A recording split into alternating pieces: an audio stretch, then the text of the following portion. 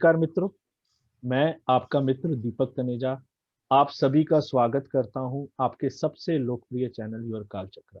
मित्रों, नक्षत्रों की सीरीज में हम आज मूल नक्षत्र पर आदरणीय उत्तरा दीदी से सीखने के लिए बैठे हैं। मैं आप सभी के सहयोग से उनका स्वागत करता हूं। नमस्कार दीदी, आपका स्वागत है। नमस्कार दीपक जी। नमस्कार दीपक जी। एक्चुअली मूल नक्षत्र को लेके इतना भय फैला हुआ है, व्याप्त है हमारे समाज में कि अगर कोई बच्चा मूल नक्षत्र में पैदा होता है तो 27 दिन तक तो वो कहते हैं कि पिता उसका मुंह ना देखे और उसकी शांति करवाई जाती है, बहुत सारी, है ना। लेकिन इतना भयभीत होने की आवश्यकता नहीं है, डरने की भी आवश्यकता नहीं है।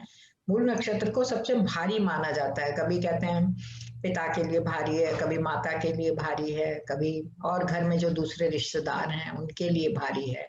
लेकिन कईयों की कुंडलियों में हमने देखा कि उनके साथ ऐसा कुछ भी नहीं हुआ, इसलिए घबराने की आवश्यकता नहीं है। मूल नक्षत्र जो है ये हमारा 19वां नक्षत्र है। 18 नक्षत्रों की सीरीज हमारी समाप्त हो चुकी है और मूल नक्षत्र जो है धनु राशि, जो अब हमारी 4 राशियां बची हुई हैं, धनु, मकर, कुंभ और मीन, इस ग्रुप में पहला नक्षत्र है केतु का। जैसा कि आप सबको पता है केतु के 3 नक्षत्र हैं, अश्विनी, मघा और मूल।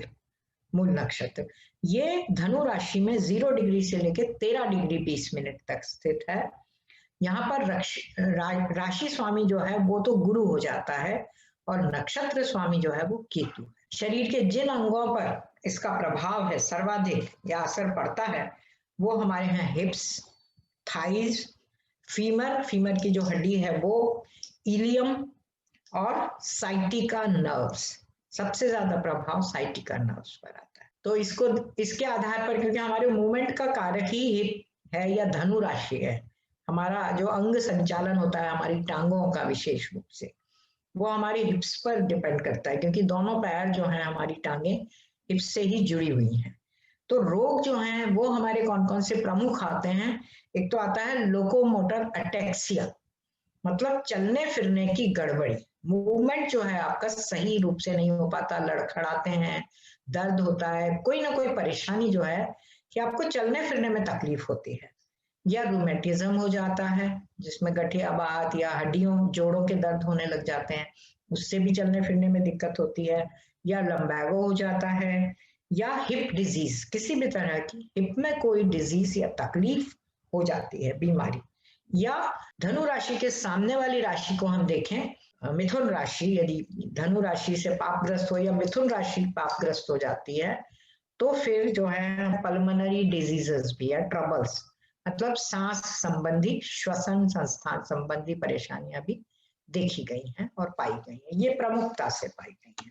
अब हम इनकी मानसिक विशेषताओं पर आ जाते हैं कि धनु लग्न में मूल नक्षत्र वाले व्यक्तियों की मानसिक विशेषताएं क्या कहती हैं। धनु राशि का स्वामी गुरु है जो कि एक शुभ ग्रह है। तो ऐसे लोग स्वाभाविक रूप से बहुत उदार होते हैं, ईमानदार होते हैं और आदर युक्त होते हैं, मतलब कि दूसरों को आदर देना पसंद करते हैं और स्वयं भी आदर पाना चाहते हैं। इसके अतिरिक्त क्योंकि धनु अग्नि तत्व की राशि है, इसलिए इनका स्वभाव थोड़ा आदेशात्मक भी रहता है, थोड़ा सा, लेकिन सहयोग भी पूरा करना चाहते हैं। खुश मिजाज रहते हैं, प्रसन्न चित्त रहते हैं, हमेशा सड़ा सा मूड लेके या दुखी होकर नहीं रहते। कानून का पालन करने वाले होते हैं, उसको फॉलो करते हैं क्योंकि यहाँ गुरु आ रहा है। और माफ भी कर देते हैं दूसरों को, यदि कोई गलती करता है, क्षमा मांगता है उनसे, तो माफ भी कर देते हैं। लोगों का उपकार करने में कभी भी पीछे नहीं हटते। ये दान दक्षिणा भी करने में भरपूर मदद करते हैं लोगों की। भगवान से डरते हैं, आशावादी होते हैं, समाज के प्रति सोच विचार रखते हैं कि समाज की भलाई किस तरह से हो। ये भी कभी कभी ऐसा हमको फील होता है कि वो थोड़े से घमंडी भी हो सकते हैं। ये ग्रह की स्थिति पर भी निर्भर करता है। मंगल जैसा है यदि इस नक्षत्र में हो तो बाकी वो समृद्ध रहते हैं, खुश मिजाज रहते हैं, स्थिर दिमाग के रहते हैं और हमेशा सुखमय जीवन जीने की कोशिश भी करते हैं और जीते भी। ये इनकी कुछ खास विशेषताएं हैं। अब हम आ जाते हैं व्यवसाय पर कि इनके प्रमुख व्यवसाय, वैसे तो बहुत सारे व्यवसाय होते हैं क्योंकि नक्षत्र भी और चरणों में भी बढ़ जाता है 13 डिग्री 20 मिनट तक। लेकिन प्रमुख जो व्यवसाय हैं वो हम ये कह सकते हैं कि एक तो पाठ पूजा करना, सबसे पहला पाठ पूजा करने वाले या धर्म के प्रति पूर्ण समर्पित या झुकाव वाले। ये लॉ करते हैं तो वकालत कर सकते हैं, जज बन सकते हैं, कॉम्पिटिटिव एग्जाम यदि दे सकते हैं तो अध्यापक या प्राध्यापक भी बन जाते हैं।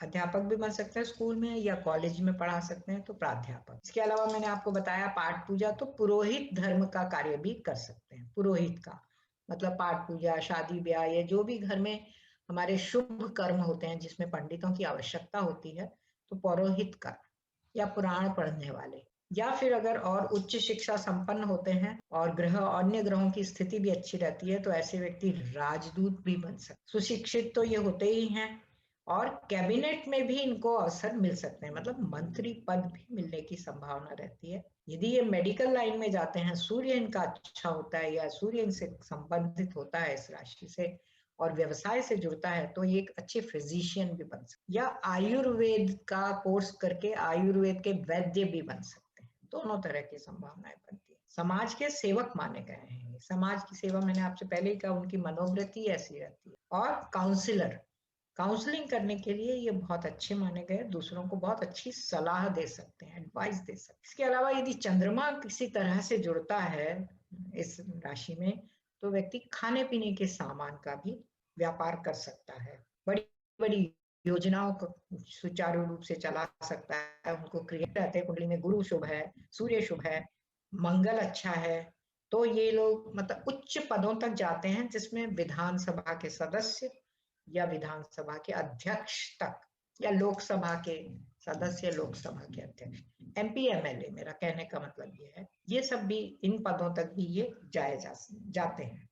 इसके अतिरिक्त अत्यधिक धनी समृद्ध होते हैं, क्योंकि गुरु इसका स्वामी है, इसलिए समृद्धि ना होने का तो सवाल ही नहीं होता। खाने पीने के बहुत शौकीन होते हैं ये लोग, और एक्सपोर्ट इंपोर्ट का भी काम कर सकते हैं, एक्सचेंज ऑफिस में भी कर सकते हैं या बाहर चीजों को, क्योंकि नवी राशि है तो विदेशियों से संपर्क भी बन। इस तरह से हम कह सकते हैं कि ये विभिन्न व्यवसाय प्रमुख रूप से गुरु और केतु का नक्षत्र जो है, मूल नक्षत्र हमें प्रदान करता है। इसमें हमें कहीं भी ऐसी कोई चिंता वाली बात कहीं दिखाई नहीं देती जिसके कारण कोई परेशानी उठ खड़ी हो। यदि किसी को कोई समस्या होती है मूल नक्षत्र में जन्म लेने के पश्चात, तो उसके लिए कुछ और अन्य बातें भी हमें देखनी हो। आप लोगों ने इसको ध्यान से सुना और अगर समझा तो आपका बहुत बहुत आभार और धन्यवाद। बहुत बढ़िया, बहुत उपयोगी, सटीक और एकदम से टू द पॉइंट आपने बहुत अच्छे से बताया।